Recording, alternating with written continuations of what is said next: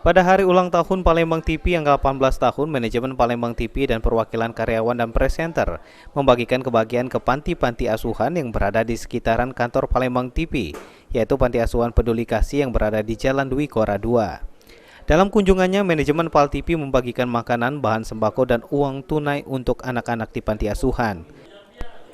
Sri Febriandi selaku GM Pal TV mengatakan kegiatan ini dilakukan setiap tahun, mendatangi panti asuhan untuk berbagi kebahagiaan di hari ulang tahun Pal TV.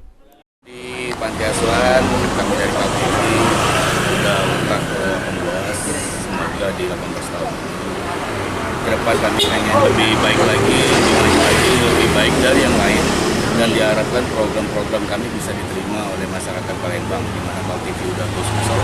Diharapkan program-program kami bisa mengangkat budaya-budaya yang ada di Sumsel.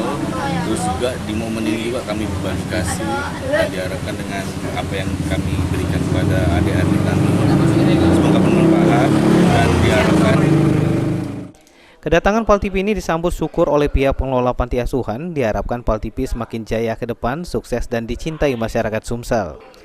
Terima kasih banyak, alhamdulillah Pal TV selalu mengunjungi kami, tidak lupa, alhamdulillah atas rezeki dan bantuannya sangat membantu kami. Di ulang tahun yang ke-18 tahun ini harapannya untuk Pal TV? Untuk yang ulang tahun kami mengharapkan Pal TV ke depannya lebih maju, lebih sukses lagi dan bermanfaat bagi yang dekat-dekat kantor Pal TV. Semoga Pal TV lebih maju dan sukses lagi.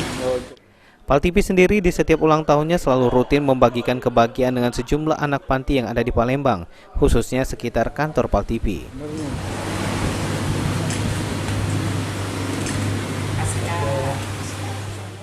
Irawan, Pal TV.